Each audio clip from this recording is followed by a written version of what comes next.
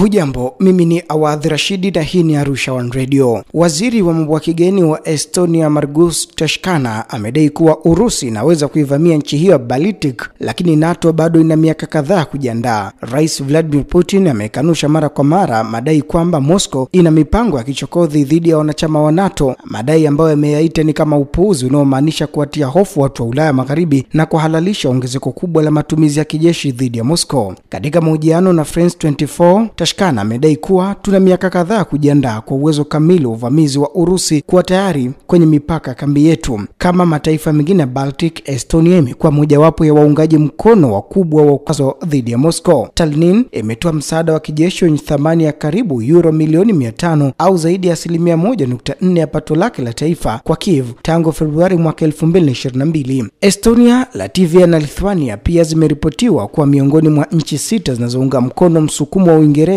na Ufaransa kupeleka kikosi cha kulinda amani cha magharibi nchini Ukraine mara tu mapigano yatakapokoma. Nilikuwa waziri wa ulinzi wa Estonia mwaka 2016 na 2017 na niliona upande mwingine wa mipaka yetu, NATO na mipaka ya Umoja wa Ulaya. Askari 120,000 tayari wapo ndani ya saa 24 kutoka upande wa Urusi, alisema. Hata hivyo, kwa sasa hakuna kitu upande mwingine wa mipaka yetu kutoka upande wa Urusi kwa sababu Urusi iko Ukraine, waziri huyo mambo ya nje alieleza na kuongeza. Lakini tunachokiona ni kwamba Urusi inawekeza sana kwenye miundombinu ya kijeshi hata kwa kiwango kikubwa kuliko ilivyokuwa hapo awali, alisema waziri huyo. Kulingana na Tashkana, Moscow ina mpango wa kuhamisha wanajeshi labda hata kwa kiwango kikubwa zaidi katika siku zijazo hadi upande mwingine wa mipaka yote ya NATO, lakini hatuzungumzii mpaka wa Estonia, hapa tunazungumzia juu ya mipaka ya NATO, waziri huyo alisema na kuongeza. Ikiwa rais wa Urusi Vladimir Putin angependa kuijaribu NATO katika eneo letu, nadhani gharama yake itakuwa ni kubwa sana kutokana na kupelekwa kwa kudumu kwa askari wa kambi hiyo katika mataifa Baltic, kuongezeka kwa matumizi ya ulinzi wa nchi wanachama katika miaka hivi karibuni na kuingizwa kwa Finland na Sweden katika NATO mwaka 2023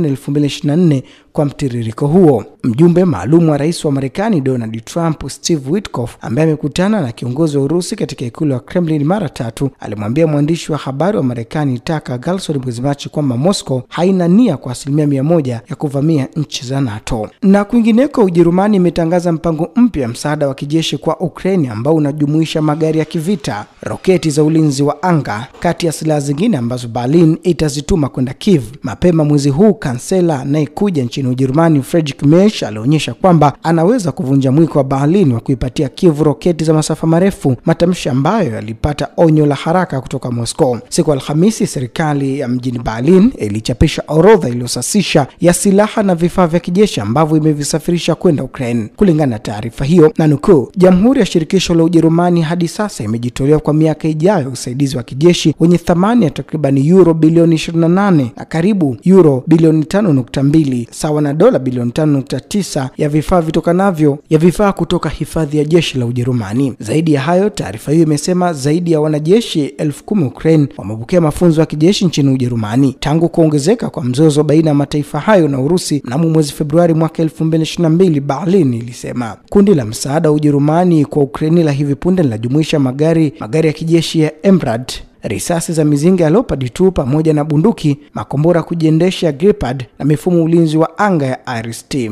Berlin pia ilipatia Kiev ndege kadhaa zinazojiendesha zenyewe za Suzana 2, mizunguko ya mizinga, ndege zisizo na rubani za upelelezi na mashambulizi, pamoja na silaha za kukinga vifaru zinazobebwa na mtu mmoja na bunduki za kushambulia. Waziri wa ulinzi wa Ujerumani Boris Pistorius alitangaza mipango ya kuchangia vifaa vya kijeshi kwa Ukraine kwa mwaka huu 2025. Mchango huo pia utajumuisha mifumo minne ya ulinzi wa anga ya Iris-T, makombora 300, rada 100 za uchunguzi wa ardhini, mizinga 100 ya silaha, magari ya mizinga 15 na mifumo 120 ya makombora ya kukinga ndege zisizo na rubani. Akizungumza na kituo cha ARD siku ya Jumapili, Merz ambaye anatarajiwa kutangazwa rasmi kuwa chancellor wa Ujerumani mnamo Mei 6, alidokeza kwamba anaweza kupeleka makombora Taurus hadi nchini Ukraine. Chancellor wa sasa Olaf Scholz amekataa mara kwa mara maombi ya Kiev ya roketi hizo, akisema kwamba zinaweza kusababisha kuongezeka kwa mzozo huo. Kujibu matamshi ya Merz, msemaji wa Wizara ya Mambo ya Kigeni ya Urusi Maria Zakharova alisema alisema kuwa shambulio lolote la kombora, shambulio lolote la meli kwenye vituo vya Urusi na miundombinu muhimu ya usafiri inayohitaji msaada wa jeshi la Ujerumani itaonekana kama ushiriki wa moja kwa moja Ujerumani katika operesheni ya kijeshi dhidi ya Moscow. Mwisho wa rubaa za kimataifa kutoka Arusha One Radio, mimi ni Awadh Rashidi.